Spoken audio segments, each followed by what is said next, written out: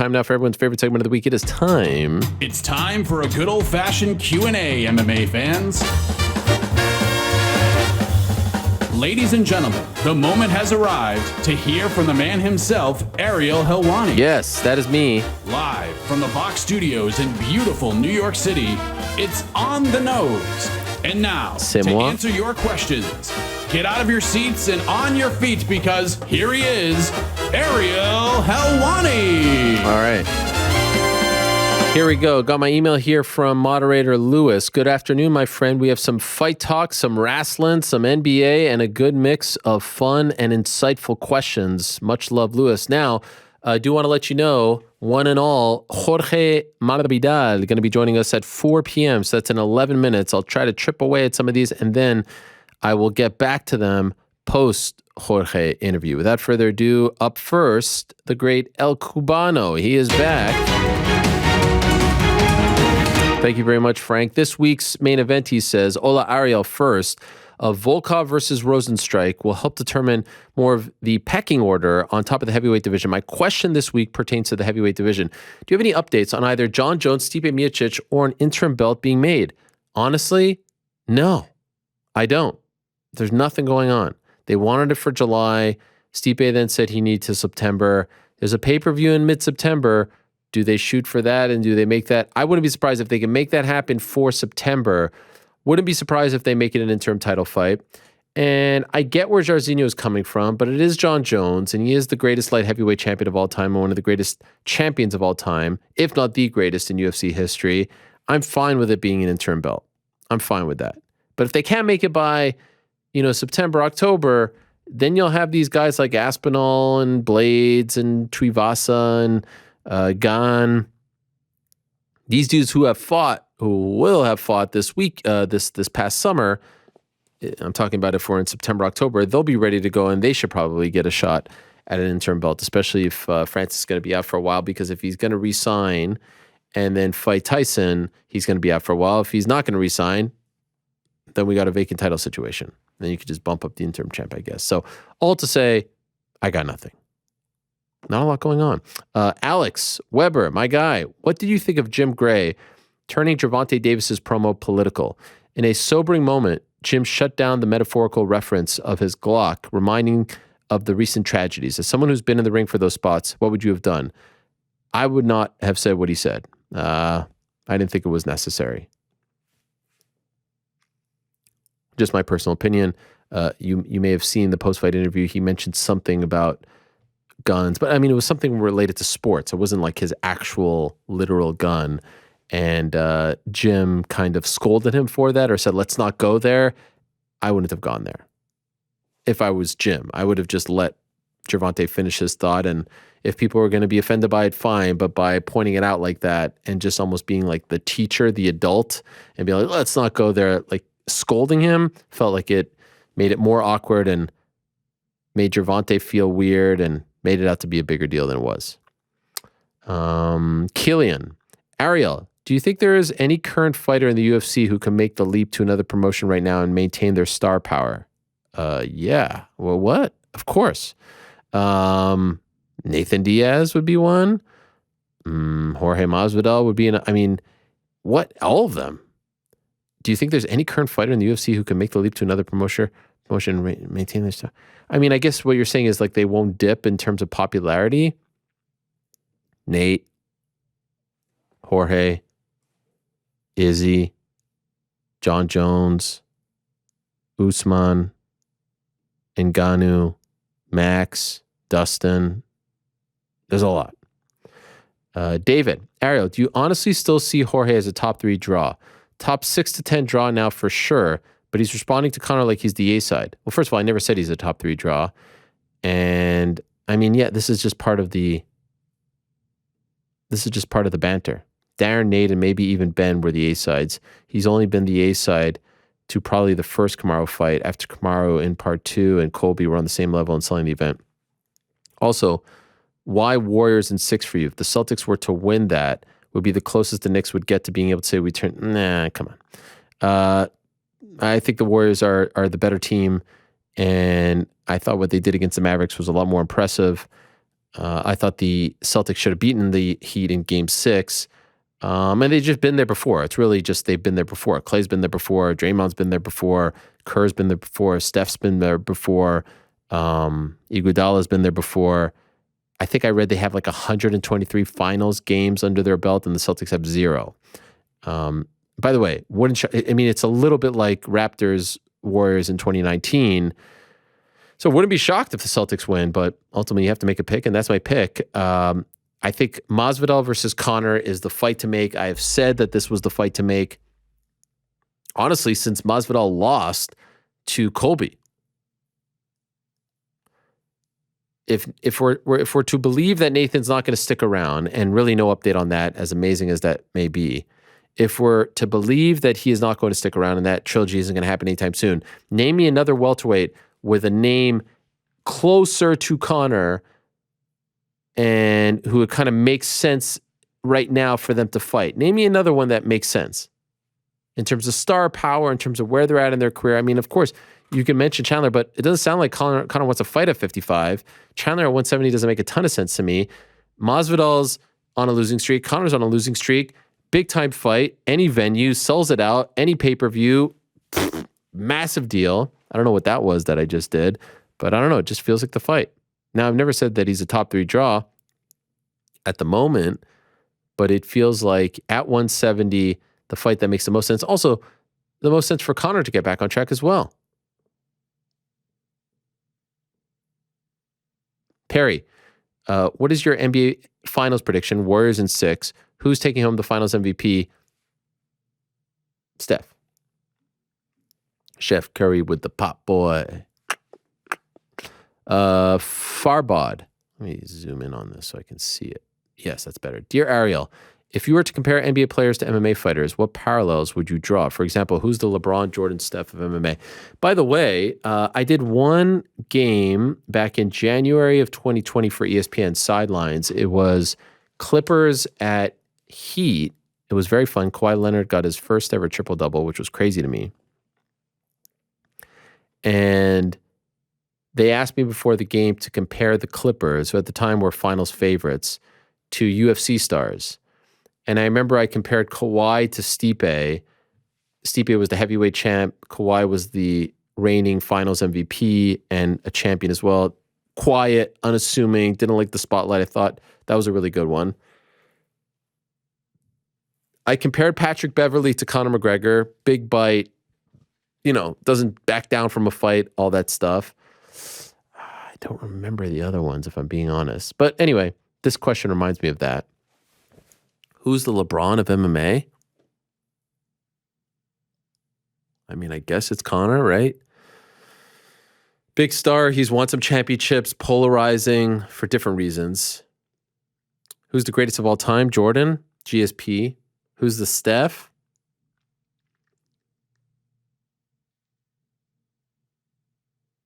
I don't know. Khabib? Yeah. Is Jordan Khabib? Because he kind of walked away young, top of his game, but sort of GSP. I don't know. It's a tough one. Nick, Ariel, I read your 2 Cent Tuesday and you said that you were not impressed with Paige's debut. I wasn't. Is it difficult to find the line of criticism athletes you have on the show so that they don't get turned off from coming on the show again? Could this be why she called you squirrely? No, it just felt a little too rehearsed and fake for me. And I don't think that she is putting in 100% of her time to be a pro wrestler. There's a lot of great female pro wrestlers out there. And I think she could be great, but if I'm just being honest, I didn't think, even that little, I think it was a Hurricane Rana, it looked like Sammy Guevara was picking her up. It shouldn't look that way. She's very green. She hasn't been training very long. And yeah, of course, fighters are very, very sensitive. They don't like when you pick against them. They don't like when you criticize them. I don't think I was mean with my criticism, but it can't all be, rainbows and lollipops. I mean, were you guys impressed? I don't know. Was anyone impressed? Yeah, Frank was. Frank was impressed. All right. The pay-per-view was fine. I wanted to do an interview with Tony Khan, but they said he was too busy. That kind of bummed me out. The MJF stuff is crazy. And do I believe that he was too busy? No. because I see him doing every single podcast and show under the sun. So I don't know what that's about. I mean, I have my hunch, or hunches, but I've been on this very segment, very complimentary of the AEW brand and their shows and their products, saying that I like watching them on Wednesdays and Fridays. I don't know. Very strange.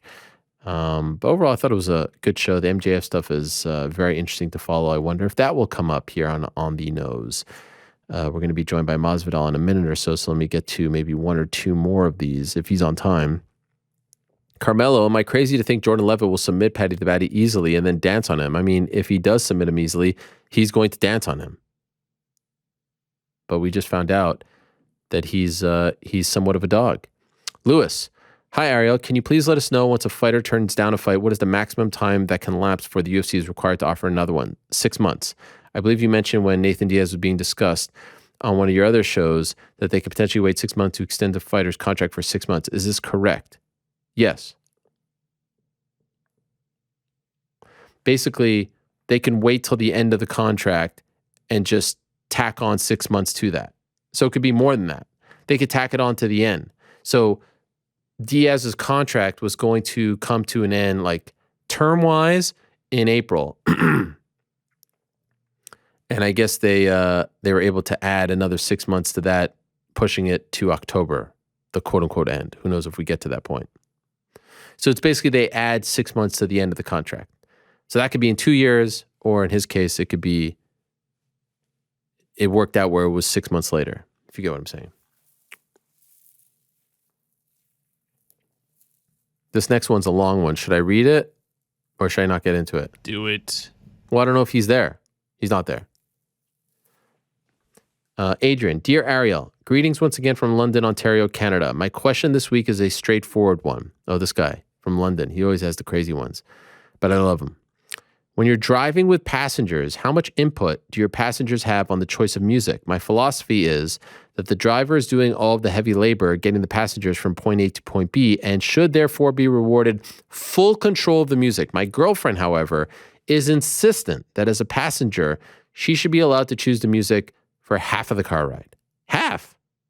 This is despite the fact that she has horrible taste in music. She argues that she is contributing to the labor of the drive by providing good conversation. While I appreciate this effort, my respectful counterargument is that if she would let me play good music, this conversation would not be necessary. It's a good point.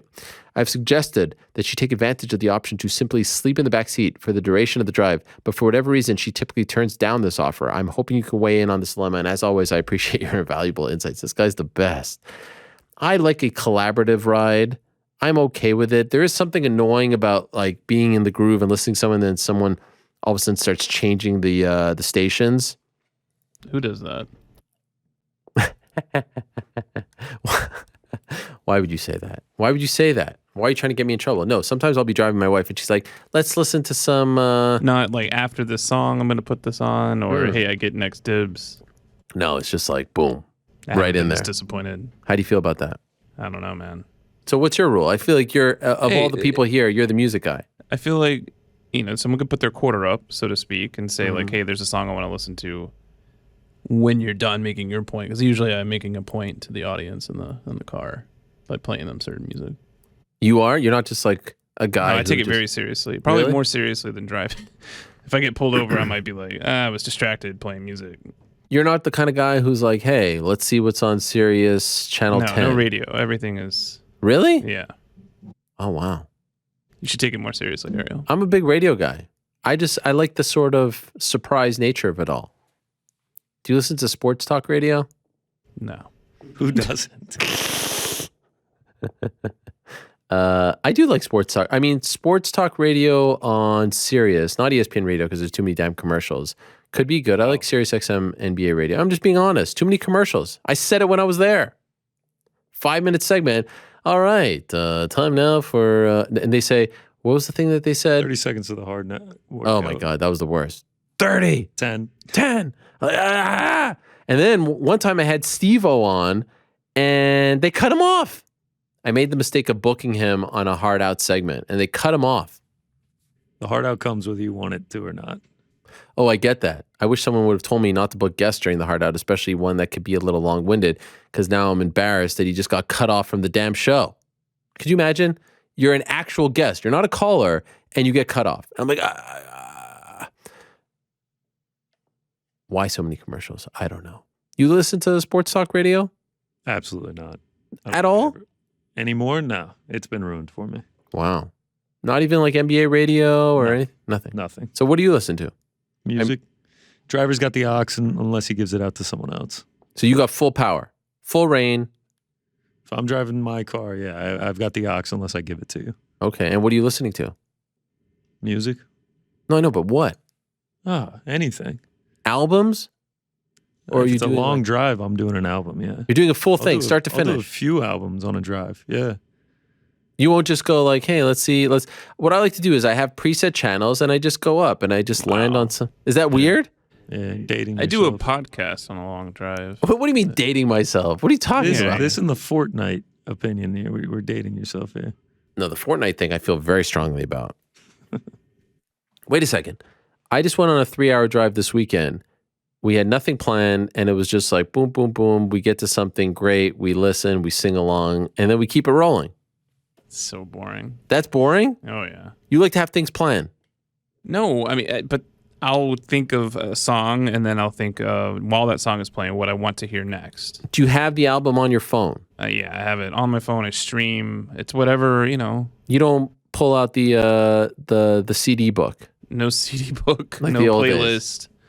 It's all That was fun though. spontaneous. Like back in the day, GC too young for this. Come in the car, someone has their book out, and you kind of decide together what you want to listen to. Those were fun days.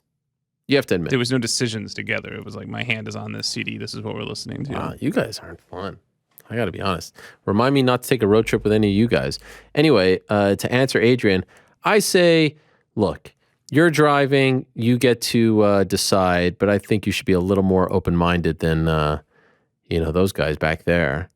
And perhaps, also, what's the horrible taste in music? Because I'll be honest, I could get down with a little Britney Spears. Honestly, for a long drive, the cornier the better. Chainsmokers? No. Machine Gun Kelly? Are you serious with Machine Gun Kelly? MGK? I think that's probably what they're referring to by horrible taste in music. Oh, I thought this is what you were advocating for. No. CLE, till I die. Till I die. No, honestly, the easier to sing to, the better. So Harry Styles. No. In sync? Yes. So things that you're nostalgic for. Yeah, maybe that's the answer. Who's the guy? You're really giving us a lot to work with. The here. Irish guy, red hair. Ed Sheeran. Love a good Ed Sheeran drive. Love a good Eddie drive. Joe, hey Ariel, I have an idea to fix judging. Oh, great. By the way, not one mention of open scoring today. We should have a counter for open scoring mentions. I will try to avoid too much terminology here to avoid confusion. Okay. Sumo wrestling employs 5 shimp men, to act as ringside judges for each bout. Shimp men are sumo elders who must have fought at a certain level in the sport. If the decision made by the referee in sumo is questioned by any shimp man, they hold a meeting in the center of the ring to discuss, and they may overturn the decision of the referee. I understand the sports has significant differences, but also similarities worth considering. Imagine a group of judges who are all former high-level fighters. I think this would address the points raised by Dominic Cruz in your last interview with him. Yes, I will say, I actually heard from Mike Mazzulli afterwards, and he said this, I think, in an interview with MMA Junkie. There were a few things in the Dominic interview, and this is one of those moments where you have this internal dialogue. Do I correct him? Do I not? A lot of the referees and officials these days are actually somewhat well-versed in some form of martial arts. And there are the guys out there like Herb Dean, Jason Herzog, who do actively train.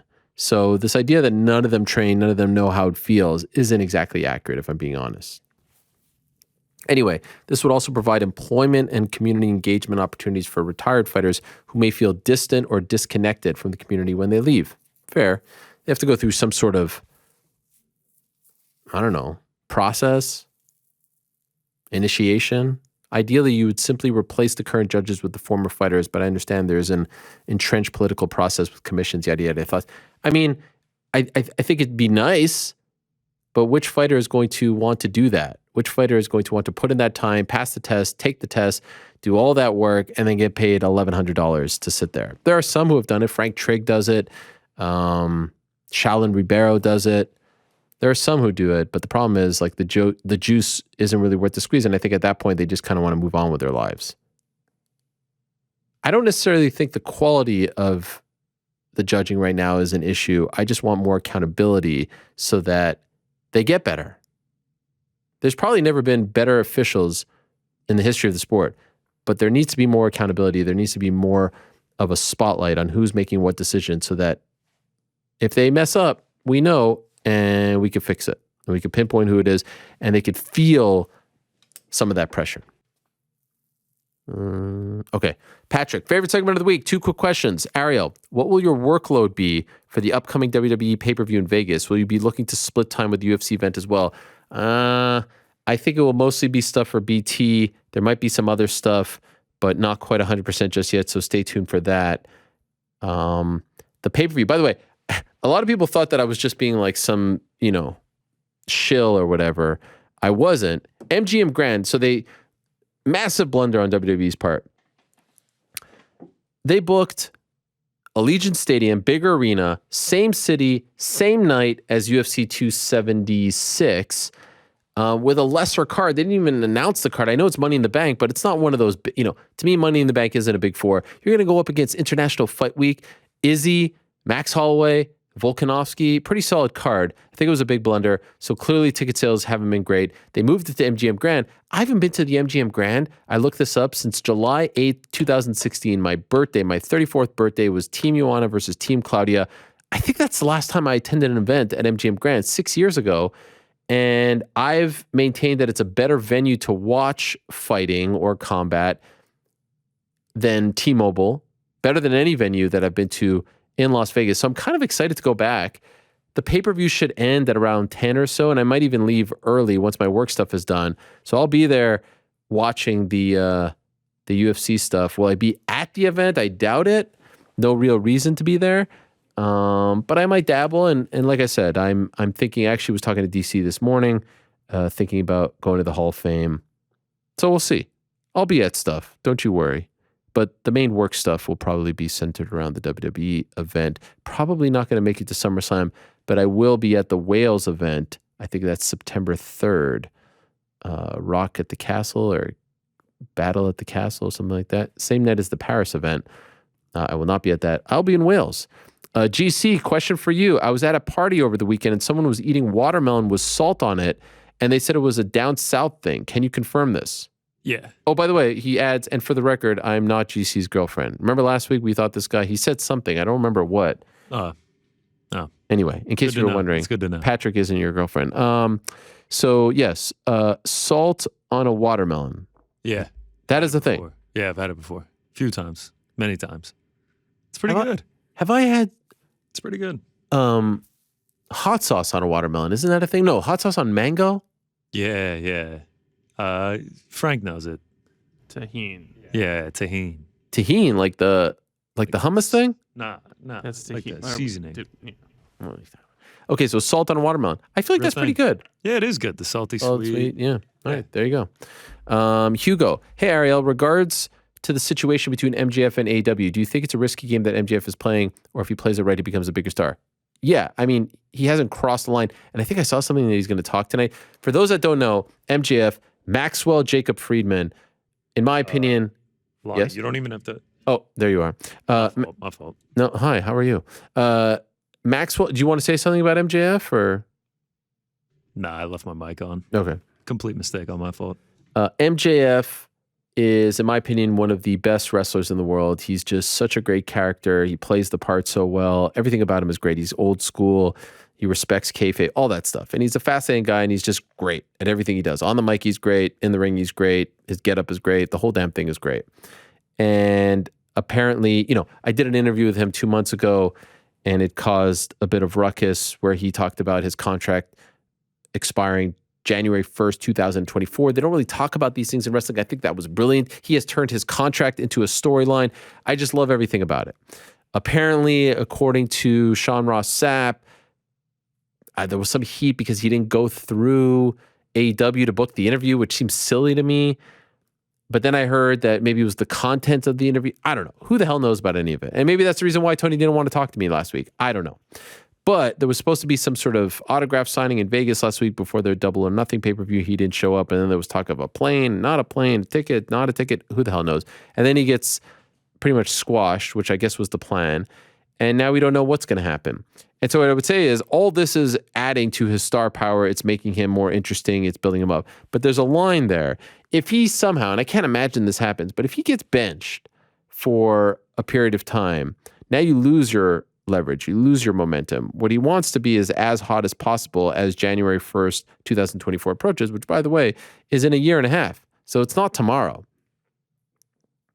Because I can assure you, the closer he gets to January 1st, 2024, the more if he's on this trajectory, look how far he's come in a year and a half, WWE's going to want him. And they're going to want him in a big way. And there's going to be a bidding war for him. And who knows, but I don't think AEW wants to lose him. And so to me, the play is you may be unhappy with your contract, and I get it. I would stick it out, and it's going to pay off.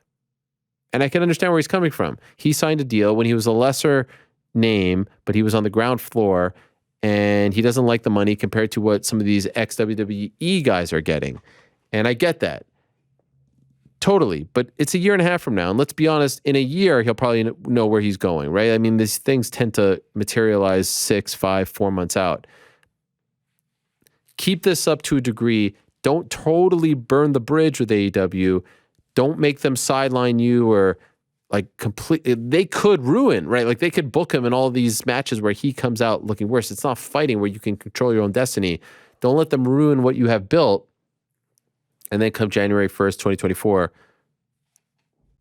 see who offers you the biggest deal. But yes, I don't think that he has ruined it. I don't think that he has crossed the line in terms of he's reached a point of no return and he has done irreparable damage to his career. But if this keeps going in a direction where he's getting squashed, it could. Also, the thing is with him, like you never really know what's real, what's not, because he's so good at this, at keeping kayfabe. So who the hell knows? When I was interviewing him, I wasn't really sure what was real, what was not. And I got a sense over time that, the certain important things were real. But I just say enjoy the ride. It's an interesting story to follow right now. Tanuki.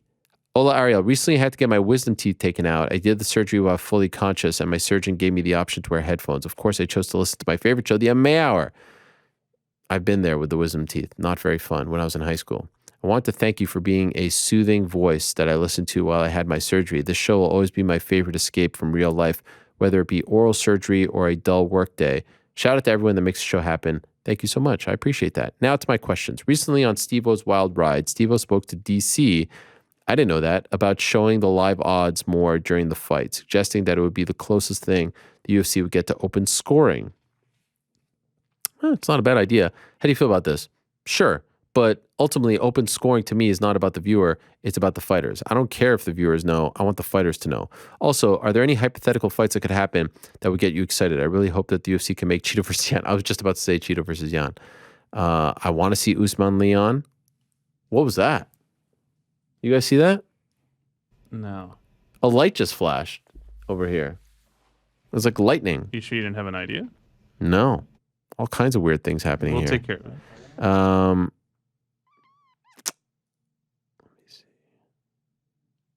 Yeah, I mean, I want to see Merab fight. I like the Merab versus Dominic fight.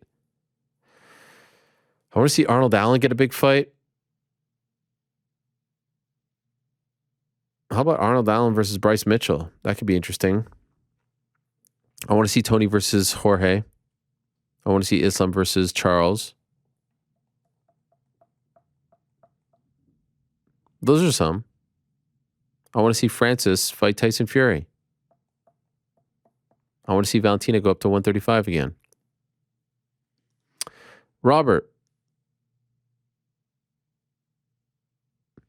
Hello, Ariel. Last Saturday, while training double leg takedowns and defenses at the Mighty Great Grappler Station in St. Paul, Minnesota, our sensei gave some pointers on techniques for gaining elevation. This led me to thinking about the Steiner brothers a lot. For days now, there's been a reel of Steiner brother highlights playing in my mind. I'm talking the NWA era, the mullet and the headgear era, the Steiner driver, the Steinerizer, the Steiner device. The best tag teams are big on character, each wrestler having distinguishable moves and personality. The best teams are made of outstanding wrestlers who can work with their partner and use the psychology of the ring. Cutting it in half and using the corner to their advantage is a true tag team expert. And of course, their finishing move had to be highlight reel worthy. Their earned collegiate wrestling look, wild charisma, and show-stopping moves keep this tag team at the top of my favorite list. Easily top 3. The Hart Foundation is another one, which I'm surprised to see does not crack the top 10 on many lists. Number 1 for me. And of course, Rock and Roll Express. Ariel, who are some of your favorite tag teams? Hart Foundation, number 1. Jim the Anvil Neidhart and Brett. That's my favorite of all time. Nasty Boys, they were classics. New Day recently. Tag team wrestling recently is not that great. Shield, they were 3-man. I did this great. Nasty Boys, the ones where they would rub their face in their armpit? Oh, yeah. All right. You love them, right? Oh, yeah. I did this thing recently for BT Sport where I ranked the best factions. Everyone gets all upset at me when I do that. I put Hart. Let me tell you something. If anyone asks me to rank anything wrestling related, Hart Foundation or Bret Hart will always be number 1. Always. I don't care if it's a crazy pick or not. Always number 1. Favorite tag team of all time, the Hart Foundation. Danny, Ni Hao, Ariel, Deadhead, Helwani. Why Deadhead? What am I missing? I apologize if this is too long. I know you watched Rico Verhoeven's last fight against Jamal Ben Sadiq in Glory. Yes, if you'll recall, Glory does open scoring with every fight. After every round, they showed on the broadcast, and I'm assuming the score is also shown on the screens in the arena. I can't confirm that. I've never asked, but yeah, sure, let's assume. If you're using examples of other combat sports organizations that you... By the way, for the record, I've not brought up open score. Actually, Jorge kind of brought it up, but you can add him to the list as well. But I've tried to stay away. I made my point last week, and I moved on. I wanted to make sure you remember Glory Kickboxing as well. They don't show the scorecard after the final round until the decision is read. That's another thing that Andy Faust said. He likes the moment, what did he say? The suspense. But after the 5th round, you're not going to announce it right away, so you're still going to have the suspense if it goes the distance. Also, Glory does a sudden death round. What do you and the rest of the crew think about MMA organizations potentially adopting that? Thank you for all that you do, Ariel. And as it was said in the 1995 comedy film, Billy Madison, starring Adam Sandler, I award you no points and may God have mercy on your soul. Yes, listen, open scoring has also been used in pro boxing. WBC has used it. It's been used in many a fight. I want to see it in MMA, though, in major MMA. That's the thing. I know it's been used in other places, and I know that people can say, hey, it's been used here, it's been used there. But major MMA, major MMA, it has not been used. And so I would like to see it used.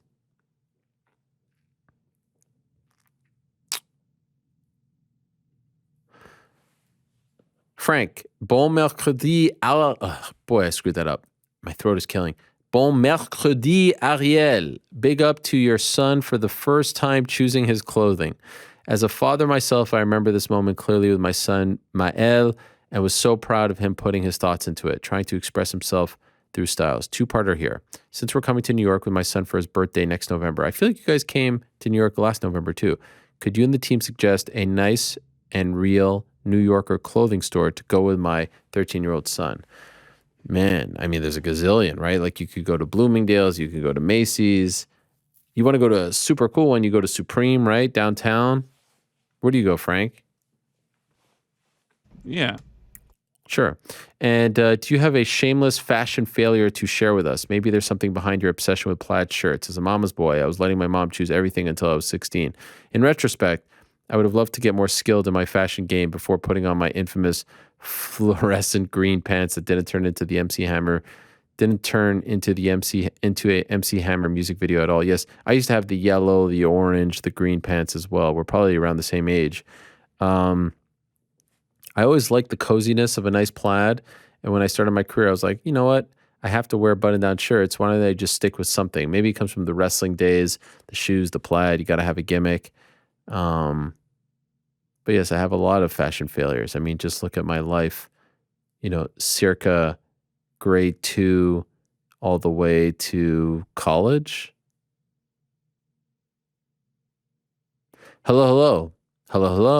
I was just eating some plantain chips in my office, and a thought occurred to me. As a producer myself, I know how tough it can be scheduling guests. Have you ever accidentally double booked 2 guests at the same time? Yes. Or have you ever had an in-studio guest show up with whooping cough and have to decide whether or not to continue the show? No. Them's are the tough decisions we producers have to deal with. Right, Bolf? This guy's the best. Shout out to Gary Delabate, a.k.a. Baba Booey, a.k.a. Fafafui, a.k.a. Fafafohai. Yes. In fact, with Jordan Levitt this week, I was talking to Ed Cap, the great Ed Cap, PR man extraordinaire, and I kept screwing up the time. He was booked for 10:05. I kept saying 12:05, and then I said 1:05, and then it was 10:05. I try to book the times based on their time zone, but I get confused, and then sometimes the time zone. Yes. Worst part of the job, and it's not even close. Jamal, 1985. Excluding Thanksgiving and Christmas, what's your favorite holiday? Well, I don't celebrate Christmas, but we do lately celebrate Thanksgiving. I mean, ever since I moved to the States, I love Thanksgiving because great time of the year, no religion attached to it, no presents attached to it. Everyone just comes together. I assume GC's is Halloween because he still plays dress up on like half of these shows. Bit of shade. I don't know if it's a work, but Ariel will probably pick a Canadian holiday in spite of the clear directions. Is your favorite Halloween, GC? No, but I do love that time of year. It's a great one. Dress up, festive. I prefer festive. Favorite holiday? Maybe Thanksgiving. Yeah. I really like that time of the year. It is a great one. I mean, I love July 4th. Is that a holiday? I don't know, but July's great. July 1st, Canada Day. As far as Jewish holiday, Passover has always been my favorite one, if you must know. Frank, you got one? Boxing Day. Is that an American holiday? I know it's one in Canada and UK. I mean, it's as American as it gets. Is it? Yeah. All right. Go out in the city the day after Christmas. Do you know what Boxing Day is about? It was described to me by my English friend as the day that you return all the crap you didn't want for Christmas. That is right. So, McKinney, hi, Ariel. My question today is this. When Bisping has an episode of Believe You Me or a BT Sport obligation on the same week that he's calling the fights, he refrains from making any picks as to who he believes will win the fight, but instead he gives good, thoughtful analysis of the fight, which will lead you to believe who he wants to win. However, when Big John and Blink-182 do an episode of their pod on the same week as they're calling fights for Bellator, they have no issue in saying openly who they both think will win or lose. Do you believe this should be allowed? Or do you agree it crosses the separation of powers within the company as it oversteps their role and somewhat undervalues the other fighters? Cheers, Ariel. Boyo from Derry, Ireland. Hail, hail, and up the hoops. I don't really have a problem with Sum 41 making the picks because he's an analyst and he's on the desk and they often ask those guys to make picks anyway. I don't really care if the actual color analyst, i.e. Big John, makes the pick as well. Unless you're saying like you're openly rooting for this person, that's a little weird.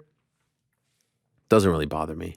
Like, I don't really think it matters even if I'm doing a show with DC and he's calling fights, I say, who do you think is going to win, Glover or Yuri?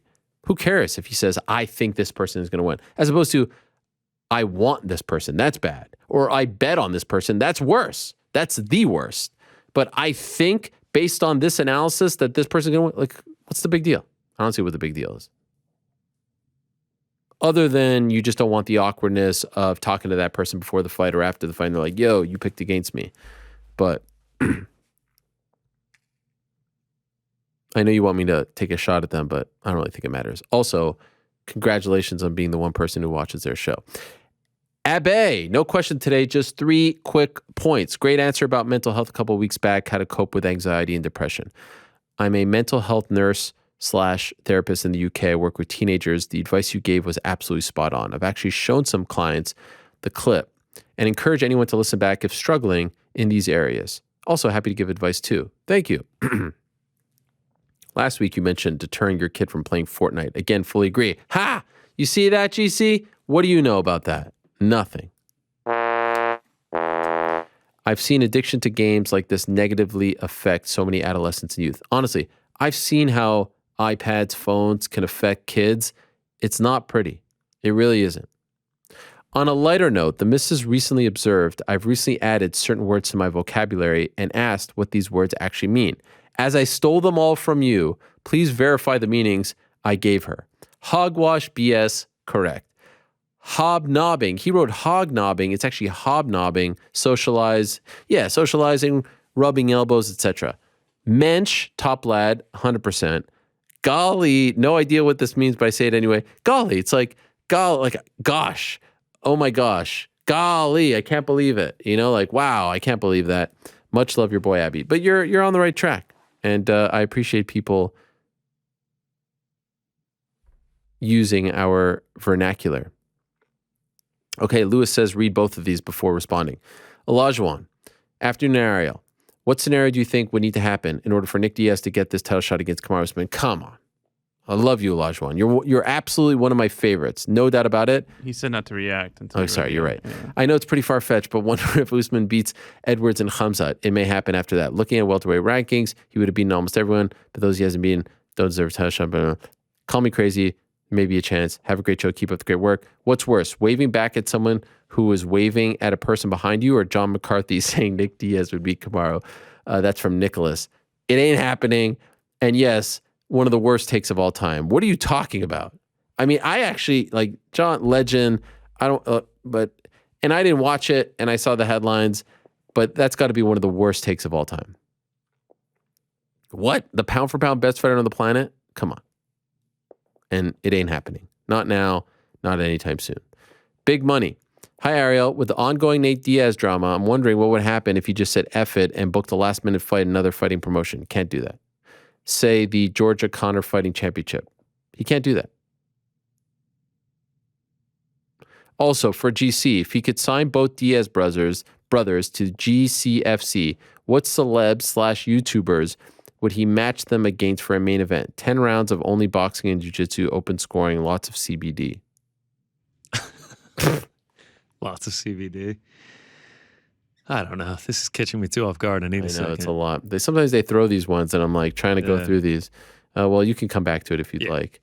Isaac. Hey, Ariel, it's Isaac. First time, long time. Hello. Who'd you like to see Tony do his next camp with now that he's open to going to other gyms to train? I really like the Brandon Gibson idea.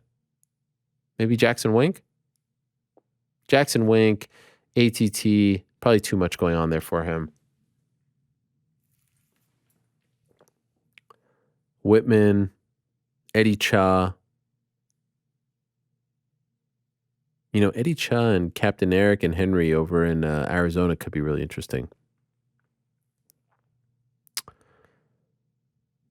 I think the people's choice was NDA. That ain't happening. He needs like a head coach. He needs someone to... Oh, Eric Nixick would be a great one. Me personally, I would love to see him with Eric Nixick.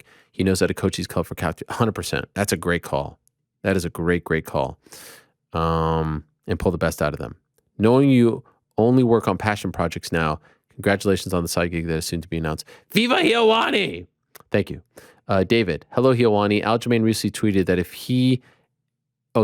if and when Merab wins next, he'll move to featherweight rather than fight his teammate. We last saw Kamaru Usman leave his gym at Sanford for his fight against Gilbert Burns rather than move up to middleweight. If you were advising Funkmaster, would you tell him to do so? I would say cross that bridge when it gets there. Nice thought. Respect, much love, but so much could happen. What if Merab loses his next fight? Then it's a moot point. What if you lose your next fight? Moot point. Great to put out, great PR, great move, but there's nothing to really talk about right now. Max, hello Ariel. This one is for you and GC. How do you guys handle the fact that Rick disagrees on all of your ideas just for the sake of disagreeing? I actually don't think that's true.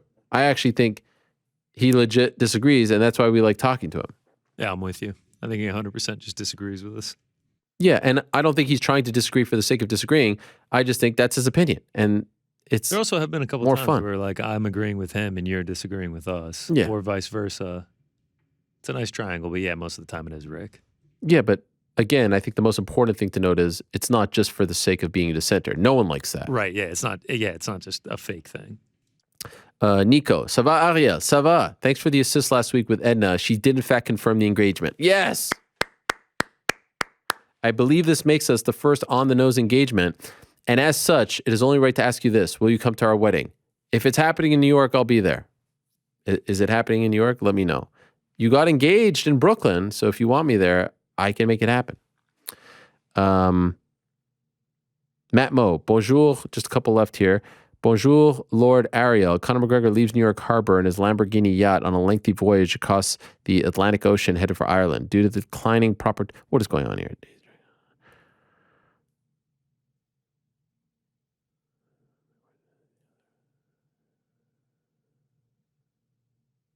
This is too long. This is like... God, please, no fiction, fantasy, guy gets on a yacht. What are we doing here? Elizabeth, Mr. Helwani, what do you make of this brother craze that has taken over the whole MMA community? In broken English and Dagestani, it kind of worked and was endearing, but now you have Brendan Schaubs and Karen Tills of the world saying it as much as possible. Yeah, I've never been a Big Brother guy. I have to be honest. Like, I'm not yo, yo, yo, yo. I feel like GC's a Big Brother guy. Are you a Big Brother guy? Like the show Big Brother? No, like you say brother. Oh. What's up, brother? Yeah, I do say brother a lot. Brother with the A. But like when you see like Frank, you're like, what's up, brother? Don't you say that? My brother. Yeah. My brother, yeah. See, I say it mostly to like make fun of other people, like my brother, you know. Bro, do you use bro? Quoting Billy Madison. I'm not a big bro guy. When does he say it in Billy Madison? That's assault, brother. Oh, that's assault, brother. Well, then I'm actually not. I'm not a big bro guy. What's up, big bro? No. My big bro. No. I mean, a lot of it can actually come across as condescending. You think bro comes across condescending? It depends. Depends who's saying it. I think like buddy comes across. Buddy's the worst. Yeah. Condescending, yeah. Can I tell you a weird thing that's been happening on my text? Let's hear it. Thanks. I do thanks ! And it changes it to thanks, bud. Ooh. And now I'm sending it to people. How many times have you sent that to people? So many times. Oh, God, that's so bad. Thanks, bud. I'm like, oh, I don't know why I just called you bud. I didn't mean to call you bud. You had to have typed it for it to autocorrect. There's nothing worse than Unless someone trolled you and changed your auto. Did your wife do it? Or your son? Listen. That would be a good prank. Neither of them know how to do any of that. There's nothing worse than when you type OTW and then it corrects to on the way exclamation The exclamation point just kills it. Like, right? I'm trying to be cool, but... Tell someone you're running late, but I'm on the way, exclamation point. I've never wrote OTW for the record. Oh. Dating yourself. Are you a big OTW guy, Frank? I'm an OMW, on my way. You know what I've never wrote? Legit. At least in I might have done it sarcastically. You mean? Yeah. I don't like it. LOL. Never done it. Yeah, that's a good point. You really haven't, huh? GC's a big LOL guy. Yeah, LOL, LMAO. You should learn to laugh more, Ariel. What's up? I should laugh more? Yeah. Sets the tone. Yeah. Now, I probably put LOL more times than I actually laugh. So then I'll tell people I am legitimately laughing right now. I will type LOL with a deadpan face. Not even close to breaking a smile. Sometimes even a frown. Okay, back to the questions. It's been a long time since this from Aaron. You chopped it up at the pizzeria with Frankie. So how about another on-location interview where you learn one of life's important skills? You can have Valentina Shevchenko teach you how to change a tire. Can she do that? That would be fun.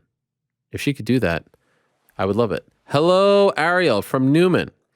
This might be a bit of a touchy topic for you to talk about, but since you posted it yesterday, I figured I'd bring it up. I'm fascinated by the connection between Chechen dictator Ramzan Kadyrov and MMA fighters such as Khamzat and Khabib. During the infamous Conor-Khabib press conference, Conor said Khabib's father showed Kadyrov fake respect out of fear.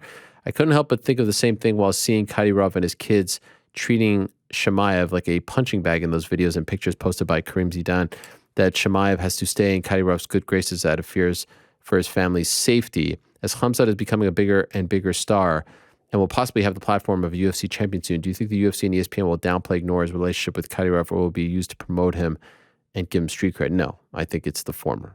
They will just ignore it. 100%. HBO Real Sports did a story on Kadyrov's relationship with MMA, and Kareem is into anyone out there. They interviewed Kadyrov. He's in the freaking piece a lot. So I would highly suggest checking that out. You can find it online.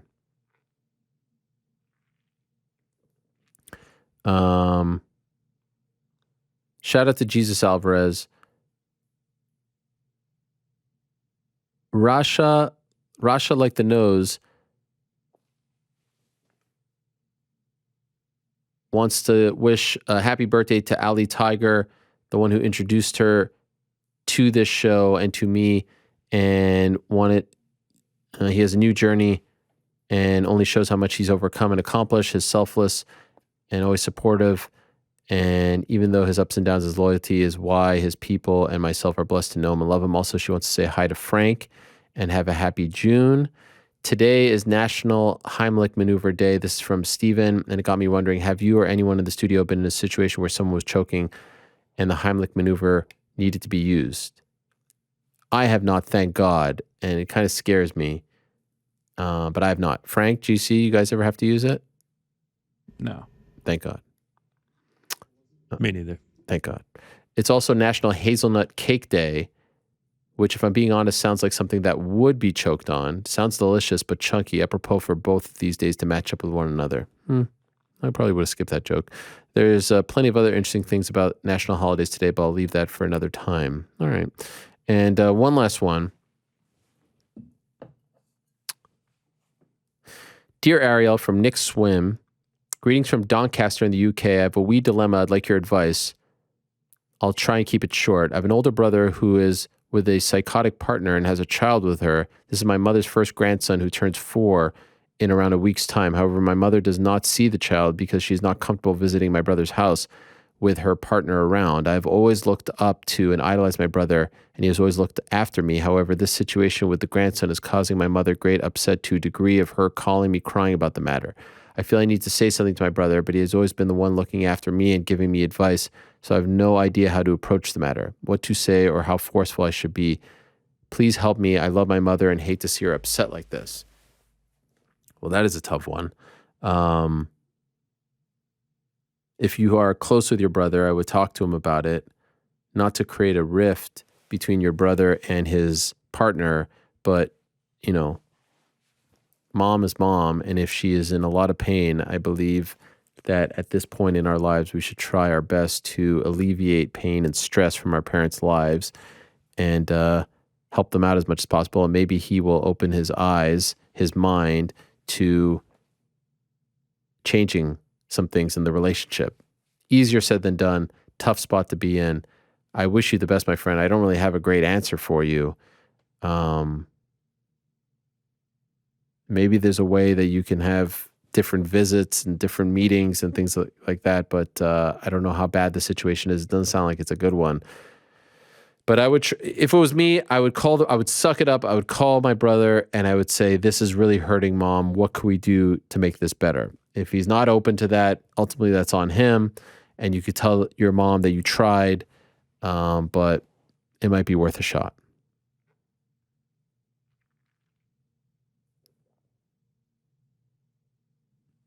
Let's end on a bit of a lighter note. Thank you for getting to my question last week from Jesus.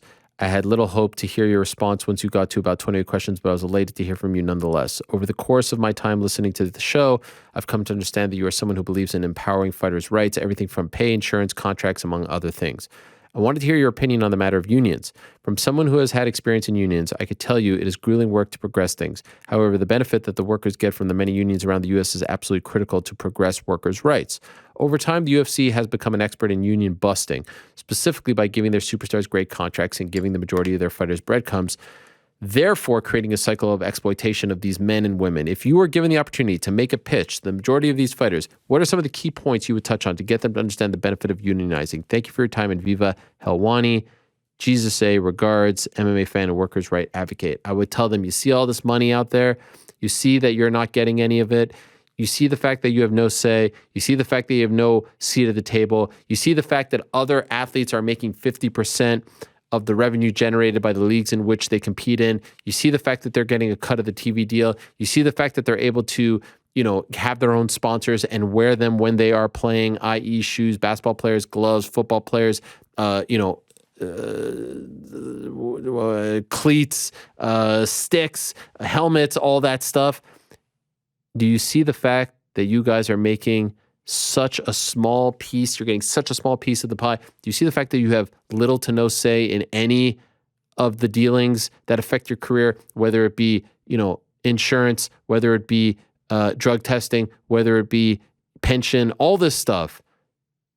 Open your eyes, look at what's going on around you. Look at all those ads. Look at all those TV deals. Look at all that fixed revenue that is coming in at a historic rate. And look at the pay and compare it to what people were making 8, 9, 10 years ago. And see how little of it has gone up. And see that the top 1, 2, 3, 4, 5% are making that much. And see that you're not. See that the top stars in the sport aren't getting fights when they're saying they want to fight. See that Nathan Diaz can't get a fight. See that Dustin Poirier can't get a fight. See that guys who are ready to go can't get a fight. You think Gervonta Davis sits around and says, hey, Floyd and Leonard Elberby, can you get me a fight? No, he tells them when he wants to fight. You think Anthony Joshua is sitting around and saying, hey, I wonder if my number's going to get called. No, he says, I'm fighting this guy on this date and we're going to make it happen. You think Tyson Fury's waiting for someone to tell him when to fight? No, get some damn power. Get a hold of your careers. You only have this finite window, this small window. It's an opportunity, right? It's not a career. Why are you letting other people dictate how your opportunity goes? Now, of course, you're a part of a situation. I'm not trying to revolutionize the whole sport here, but the lack of lack of power, the lack of independence that goes on in this sport, especially as it pertains to the fighter, that's what the open scoring thing is about. It's not ultimately about, we could debate the 10-9, all this crap all day long. It's the fact that the fighters have such small amounts of power at this point, small amount of say in what, wear this jersey, don't make a cut of it, put this crypto thing, wear that, do this, do that, like Apex this. They are making more money than ever. They have more power than ever. They are making bigger deals than ever, cutting bigger deals, more TV deals, swimming in this money. Apex, all this stuff. The last 2 years have been a gold mine. And what's changed? Tell me what's changed. The crypto fan bonus vote of the night? Come on. What are you talking about? What are we talking about? There are fighters ready to fight and they have to sit by the phone hoping that their number gets called. What are you guys talking about? It's crazy. We're going to look back on this time in 20, 30 years and say, we can't believe that it went down this way. Mark my words. I probably won't be around. Mark my words. You'll go back June 1st, 2020 and 22 and you'll say, man, that guy was right. A lot will change. I don't know if it will change in my lifetime, but there's going to come a point where things are going to change. And none of this, you see Aljo talking about it now, how none of this makes them think, wait a second, I'm making this much and get this cut. And then you keep hearing Dana talk about boxing is dead. Boxing is dead. This is the craziest thing. The money being paid there, the opportunities, the freedom. If that's dead, I want to be dead. It's better than if what these guys are getting is alive. And I mean, consider me dead.